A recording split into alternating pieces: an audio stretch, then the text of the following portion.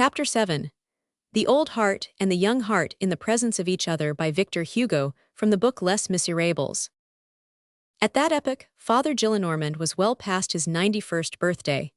He still lived with Mademoiselle Gillenormand in the Rue des Filles du Calvaire, number 6, in the old house which he owned. He was, as the reader will remember, one of those antique old men who await death perfectly erect, whom age bears down without bending, and whom even sorrow cannot curve. Still, his daughter had been saying for some time, "My father is sinking." He no longer boxed the maid's ears, he no longer thumped the landing place so vigorously with his cane when Basque was slow in opening the door. The Revolution of July had exasperated him for the space of barely 6 months. He had viewed, almost tranquilly, that coupling of words in the Moniteur, M. Humblot Conté, peer of France. The fact is that the old man was deeply dejected. He did not bend, he did not yield. This was no more a characteristic of his physical than of his moral nature, but he felt himself giving way internally. For 4 years he had been waiting for Marius, with his foot firmly planted, that is the exact word, in the conviction that that good-for-nothing young scamp would ring at his door some day or other. Now he had reached the point where, at certain gloomy hours, he said to himself that if Marius made him wait much longer, it was not death that was insupportable to him, it was the idea that perhaps he should never see Marius again. The idea of never seeing Marius again had never entered his brain until that day. Now the thought began to recur to him, and it chilled him. Absence, as is always the case in genuine and natural sentiments, had only served to augment the grandfather's love for the ungrateful child, who had gone off like a flash. It is during December nights, when the cold stands at 10 degrees, that one thinks oftenest of the sun. M. Gillenormand was, or thought himself, above all things, incapable of taking a single step, he the grandfather, towards his grandson. "I would die rather," he said to himself. He did not consider himself as the least to blame, but he thought of Marius only with profound tenderness, and the mute despair of an elderly, kindly old man who is about to vanish in the dark. He began to lose his teeth, which added to his sadness. M. Gillenormand, without however acknowledging it to himself, for it would have rendered him furious and ashamed, had never loved a mistress as he loved Marius. He had it placed in his chamber, opposite the head of his bed, so that it should be the first thing on which his eyes fell on waking, an old portrait of his other daughter, who was dead, Madame Pontmercy, a portrait which had been taken when she was 18. He gazed incessantly at that portrait. One day he happened to say, as he gazed upon it, "I think the likeness is strong." "To my sister?" inquired Mademoiselle Gillenormand. "Yes, certainly." The old man added, "And to him also." Once, as he sat with his knees pressed together, and his eyes almost closed, in a despondent attitude, his daughter ventured to say to him, "Father, are you as angry with him as ever?" She paused, not daring to proceed further. "With whom?" he demanded. "With that poor Marius." He raised his aged head, laid his withered and emaciated fist on the table, and exclaimed in his most irritated and vibrating tone, "Poor Marius, do you say? That gentleman is a knave, a wretched scoundrel, a vain little ingrate, a heartless, soulless, haughty and wicked man." And he turned away, so that his daughter might not see the tear that stood in his eye. 3 days later, he broke a silence which had lasted 4 hours, to say to his daughter point-blank, "I had the honor to ask Mademoiselle Gillenormand never to mention him to me." Aunt Gillenormand renounced every effort, and pronounced this acute diagnosis: "My father never cared very much for my sister after her folly. It is clear that he detests Marius." After her folly meant, after she had married the colonel. However, as the reader has been able to conjecture, Mademoiselle Gillenormand had failed in her attempt to substitute her favorite, the officer of Lancers, for Marius. The substitute, Théodule, had not been a success. M. Gillenormand had not accepted the quid pro quo. A vacancy in the heart does not accommodate itself to a stopgap. Théodule, on his side, though he scented the inheritance, was disgusted at the task of pleasing. The goodman bored the Lancer, and the Lancer shocked the goodman. Lieutenant Théodule was gay, no doubt, but a chatterbox, frivolous but vulgar, a high liver but a frequenter of bad company. He had mistresses, it is true, and he had a great deal to say about them, it is true also, but he talked badly. All his good qualities had a defect. M. Gillenormand was worn out with hearing him tell about the love affairs that he had in the vicinity of the barracks in the Rue de Babylone. And then, Lieutenant Gillenormand sometimes came in his uniform, with the tricolored cockade. This rendered him downright intolerable. Finally, Father Gillenormand had said to his daughter, "I've had enough of that Theodule. I haven't much taste for warriors in time of peace. Receive him if you choose. I don't know, but I prefer slashers to fellows that drag their swords. The clash of blades in battle is less dismal, after all, than the clank of the scabbard on the pavement. And then, throwing out your chest like a bully and lacing yourself like a girl, with stays under your cuirass, is doubly ridiculous. When one is a veritable man, one holds equally aloof from swagger and from affected airs. He is neither a blusterer nor a finicky-hearted man. Keep your Theodule for yourself." It was in vain that his daughter said to him, "But he is your grandnephew, nevertheless." It turned out that M. Gillenormand, who was a grandfather to the very fingertips, was not in the least a granduncle. In fact, as he had good sense, and as he had compared the two, Theodule had only served to make him regret Marius all the more. One evening, it was the 24th of June, which did not prevent Father Gillenormand having a rousing fire on the hearth. He had dismissed his daughter, who was sewing in a neighboring apartment. He was alone in his chamber, amid its pastoral scenes, with his feet propped on the andirons, half enveloped in his huge screen of coromandel lacquer, with its 9 leaves, with his elbow resting on a table where burned 2 candles under a green shade, engulfed in his tapestry armchair, and in his hand a book which he was not reading. He was dressed, according to his wont, like an incroyable, and resembled an antique portrait by Guéret. This would have made people run after him in the street, had not his daughter covered him up, whenever he went out, in a vast bishop's wadded cloak which concealed his attire. At home, he never wore a dressing gown except when he rose and retired. "It gives one a look of age," said he. Father Gillenormand was thinking of Marius lovingly and bitterly, and, as usual, bitterness predominated. His tenderness, once soured, always ended by boiling and turning to indignation. He had reached the point where a man tries to make up his mind, and to accept that which rends his heart. He was explaining to himself that there was no longer any reason why Marius should return, that if he intended to return, he should have done it long ago, that he must renounce the idea. He was trying to accustom himself to the thought that all was over, and that he should die without having beheld that gentleman again. But his whole nature revolted, his aged paternity would not consent to this. "Well," said he, this was his doleful refrain, "he will not return." His bald head had fallen upon his breast, and he fixed a melancholy and irritated gaze upon the ashes on his hearth. In the very midst of his reverie, his old servant Basque entered and inquired, "Can monsieur receive M. Marius?"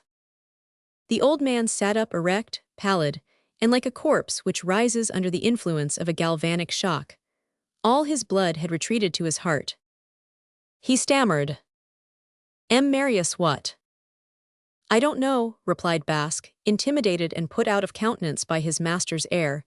"I have not seen him. Nicolette came in and said to me, 'There's a young man here, say that it is M. Marius.'" Father Gillenormand stammered in a low voice, "Show him in." And he remained in the same attitude, with shaking head and his eyes fixed on the door. It opened once more. A young man entered. It was Marius. Marius halted at the door, as though waiting to be bidden to enter. His almost squalid attire was not perceptible in the obscurity caused by the shade. Nothing could be seen but his calm, grave, but strangely sad face. It was several minutes before Father Gillenormand, dulled with amazement and joy, could see anything except a brightness as when one is in the presence of an apparition. He was on the point of swooning. He saw Marius through a dazzling light. It certainly was he, it certainly was Marius. At last, after the lapse of 4 years, he grasped him entire, so to speak, in a single glance. He found him noble, handsome, distinguished, well-grown, a complete man, with a suitable mien and a charming air. He felt a desire to open his arms, to call him, to fling himself forward. His heart melted with rapture, affectionate words swelled and overflowed his breast. At length, all his tenderness came to the light and reached his lips, and by a contrast which constituted the very foundation of his nature, what came forth was harshness. He said abruptly, "What have you come here for?" Marius replied with embarrassment, "Monsieur." M. Gillenormand would have liked to have Marius throw himself into his arms. He was displeased with Marius and with himself. He was conscious that he was brusque, and that Marius was cold. It caused the goodman unendurable and irritating anxiety to feel so tender and forlorn within, and only to be able to be hard outside. Bitterness returned. He interrupted Marius in a peevish tone. "Then why did you come?" That then signified, "If you do not come to embrace me." Marius looked at his grandfather, whose pallor gave him a face of marble. "Monsieur, have you come to beg my pardon? Do you acknowledge your faults?" He thought he was putting Marius on the right road, and that the child would yield. Marius shivered. It was the denial of his father that was required of him.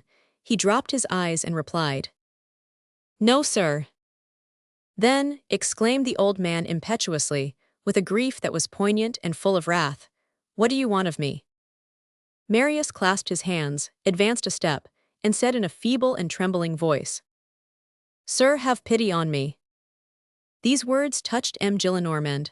Uttered a little sooner, they would have rendered him tender, but they came too late. The grandfather rose. He supported himself with both hands on his cane. His lips were white, his brow wavered, but his lofty form towered above Marius as he bowed. "Pity on you, sir? It is youth demanding pity of the old man of 91. You are entering into life, I am leaving it. You go to the play, to balls, to the café, to the billiard hall. You have wit, you please the women, you are a handsome fellow. As for me, I spit on my brands in the heart of summer. You are rich with the only riches that are really such. I possess all the poverty of age, infirmity, isolation. You have your 32 teeth, a good digestion, bright eyes, strength, appetite, health, gaiety, a forest of black hair. I have no longer even white hair. I have lost my teeth. I am losing my legs. I am losing my memory. There are 3 names of streets that I confound incessantly: the Rue Charlotte, the Rue du Chaume, and the Rue Saint Claude. That is what I have come to. You have before you the whole future, full of sunshine, and I am beginning to lose my sight. So far am I advancing into the night. You are in love, that is a matter of course. I am beloved by no one in all the world, and you ask pity of me. Parbleu, Molière forgot that. If that is the way you jest at the courthouse, messieurs the lawyers, I sincerely compliment you. You are droll." And the octogenarian went on in a grave and angry voice. "Come now, what do you want of me?" "Sir," said Marius, "I know that my presence is displeasing to you, but I have come merely to ask one thing of you, and then I shall go away immediately." "You are a fool," said the old man. "Who said that you were to go away?" This was the translation of the tender words, which lay at the bottom of his heart. "Ask my pardon, throw yourself on my neck." M. Gillenormand felt that Marius would leave him in a few moments, that his harsh reception had repelled the lad, that his hardness was driving him away. He said all this to himself, and it augmented his grief. And as his grief was straightway converted into wrath, it increased his harshness. He would have liked to have Marius understand, and Marius did not understand, which made the goodman furious. He began again. "What, you deserted me, your grandfather, you left my house to go no one knows whither, you drove your aunt to despair, you went off, it is easily guessed, to lead a bachelor life. It's more convenient to play the dandy, to come in at all hours to amuse yourself. You have given me no signs of life. You have contracted debts without even telling me to pay them. You have become a smasher of windows and a blusterer. And at the end of 4 years, you come to me, and that is all you have to say to me." This violent fashion of driving a grandson to tenderness was productive only of silence on the part of Marius. M. Gillenormand folded his arms, a gesture which with him was peculiarly imperious, and apostrophized Marius bitterly. "Let us make an end of this. You have come to ask something of me, you say. Well, what is it? Speak." "Sir," said Marius, with the look of a man who feels that he is falling over a precipice, "I have come to ask your permission to marry." M. Gillenormand rang the bell. Basque opened the door halfway. "Call my daughter." A second later, the door was opened once more. Mademoiselle Gillenormand did not enter, but showed herself. Marius was standing, mute, with pendant arms and the face of a criminal. M. Gillenormand was pacing back and forth in the room. He turned to his daughter and said to her, "Nothing, it is Monsieur Marius. Say good day to him. Monsieur wishes to marry, that's all, go away." The curt, hoarse sound of the old man's voice announced a strange degree of excitement. The aunt gazed at Marius with a frightened air, hardly appeared to recognize him, did not allow a gesture or a syllable to escape her, and disappeared at her father's breath more swiftly than a straw before the hurricane. In the meantime, Father Gillenormand had returned and placed his back against the chimney-piece once more. You marry at 21, you have arranged that, you have only a permission to ask, a formality, sit down, sir. Well, you have had a revolution since I had the honor to see you last. The Jacobins got the upper hand. You must have been delighted. Are you not a Republican since you are a baron? You can make that agree. The Republic makes a good sauce for the barony. Are you one of those decorated by July? Have you taken the Louvre at all, sir? Quite near here, in the Rue Saint-Antoine, opposite the Rue des Non-Amdiers, there is a cannonball encrusted in the wall of the third story of a house with this inscription: July 28, 1830. Go take a look at that. It produces a good effect. Ah, those friends of yours do pretty things. By the way, aren't they erecting a fountain in the place of the monument of M. le Duc de Berry? So you want to marry whom? Can one inquire without indiscretion? He paused, and before Marius had time to answer, he added violently, Come now, you have a profession, a fortune made. How much do you earn at your trade of lawyer? Nothing, said Marius, with a sort of firmness and resolution that was almost fierce.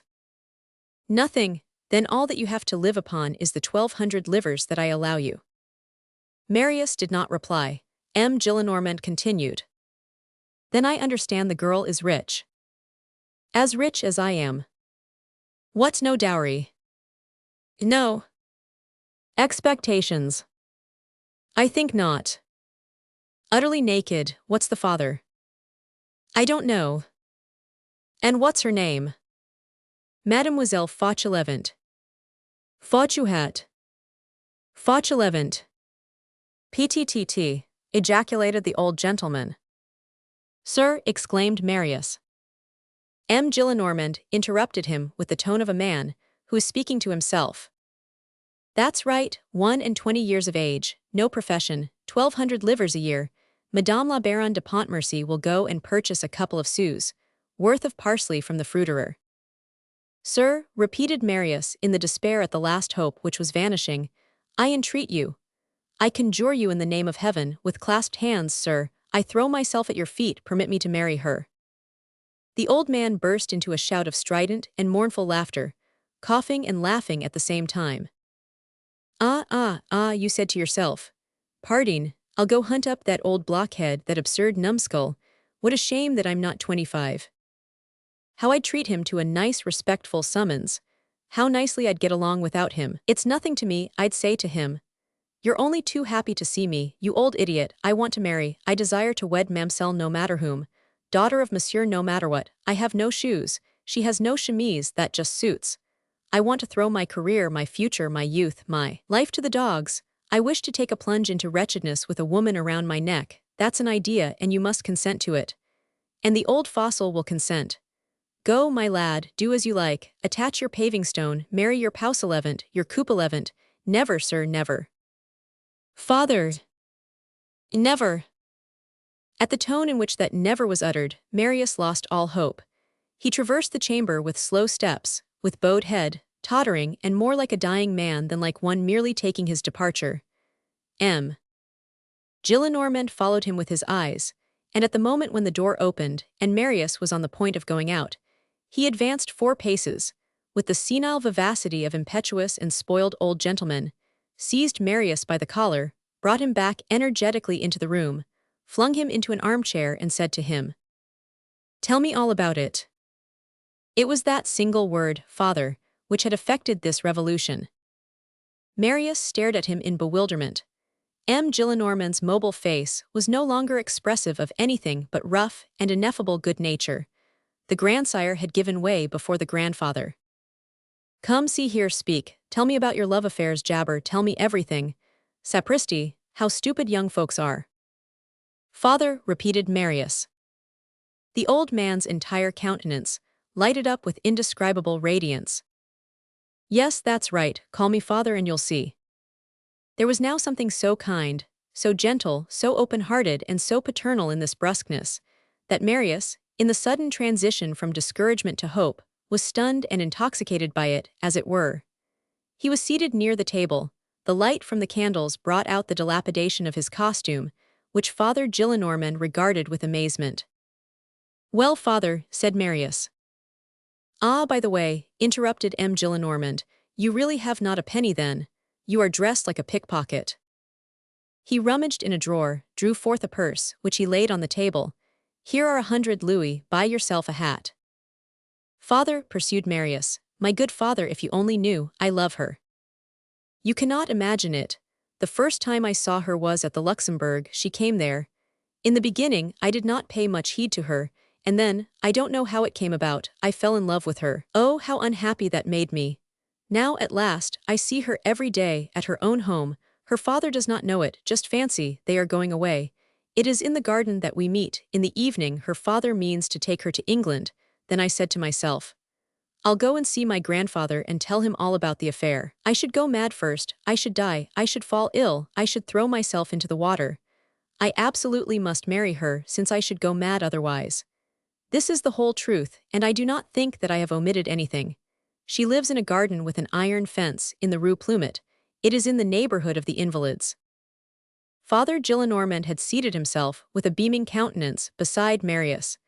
As he listened to him and drank in the sound of his voice, he enjoyed at the same time a protracted pinch of snuff. At the words Rue Plumet, he interrupted his inhalation and allowed the remainder of his snuff to fall upon his knees. The Rue Plumet, did you say? Let us see, are there not barracks in that vicinity? Why, yes, that's it. Your cousin Théodule has spoken to me about it. The lancer, the officer. A gay girl, my good friend, a gay girl. Pardieu, yes, the Rue Plumet. It is what used to be called the Rue Blomet. It all comes back to me now. I have heard of that little girl of the iron railing in the Rue Plumet. In a garden, a Pamela. Your taste is not bad. She is said to be a very tidy creature. Between ourselves, I think that simpleton of a lancer has been courting her a bit. I don't know where he did it. However, that's not to the purpose. Besides, he is not to be believed. He brags, Marius. I think it quite proper that a young man like you should be in love. It's the right thing at your age. I like you better as a lover than as a Jacobin. I like you better in love with a petticoat, sapristi, with 20 petticoats than with M. de Robespierre. For my part, I will do myself the justice to say that in the line of sansculottes, I have never loved anyone but women. Pretty girls are pretty girls, the deuce. There's no objection to that. As for the little one, she receives you without her father's knowledge. That's in the established order of things. I have had adventures of that same sort myself, more than one. Do you know what is done then? One does not take the matter ferociously. One does not precipitate himself into the tragic. One does not make one's mind to marriage and M. le Maire with his scarf. One simply behaves like a fellow of spirit. One shows good sense. Slip along, mortals, don't marry. You come and look up your grandfather, who is a good-natured fellow at bottom, and who always has a few rolls of louis in an old drawer. You say to him, "See here, grandfather." And the grandfather says, "That's a simple matter. Youth must amuse itself and old age must wear out. I have been young, you will be old. Come, my boy, you shall pass it on to your grandson. Here are 200 pistoles. Amuse yourself, deuce take it. Nothing better, that's the way the affair should be treated. You don't marry, but that does no harm, you understand me." Marius, petrified and incapable of uttering a syllable, made a sign with his head that he did not. The old man burst out laughing, winked his aged eye, gave him a slap on the knee, stared him full in the face with a mysterious and beaming air, and said to him, with the tenderest of shrugs of the shoulder, "Booby, make her your mistress." Marius turned pale. He had understood nothing of what his grandfather had just said. This twaddle about the Rue Blomet, Pamela, the barracks, the lancer, had passed before Marius like a dissolving view. Nothing of all that could bear any reference to Cosette, who was a lily. The good man was wandering in his mind. But this wandering terminated in words which Marius did understand, and which were a mortal insult to Cosette. Those words, "Make her your mistress," entered the heart of the strict young man like a sword. He rose, picked up his hat which lay on the floor, and walked to the door with a firm, assured step. There he turned round, bowed deeply to his grandfather, raised his head erect again, and said, "5 years ago you insulted my father. Today you have insulted my wife. I ask nothing more of you, sir. Farewell." Father Gillenormand, utterly confounded, opened his mouth, extended his arms, tried to rise, and before he could utter a word, the door closed once more, and Marius had disappeared. The old man remained for several minutes motionless, and as though struck by lightning, without the power to speak or breathe, as though a clenched fist grasped his throat. At last he tore himself from his armchair, ran, so far as a man can run at 91 to the door, opened it and cried, "Help, help!" His daughter made her appearance, then the domestics. He began again with a pitiful rattle, "Run after him, bring him back, what have I done to him? He is mad, he is going away, ah my God, this time he will not come back." He went to the window which looked out on the street, threw it open with his aged and palsied hands, leaned out more than halfway, while Basque and Nicolette held him behind and shouted, "Marius, Marius, Marius, Marius." But Marius could no longer hear him, for at that moment he was turning the corner of the Rue Saint-Louis. The octogenarian raised his hands to his temples 2 or 3 times with an expression of anguish, recoiled tottering, and fell back into an armchair, pulseless, voiceless, tearless, with quivering head and lips which moved with a stupid air, with nothing in his eyes and nothing any longer in his heart except a gloomy and profound something which resembled night.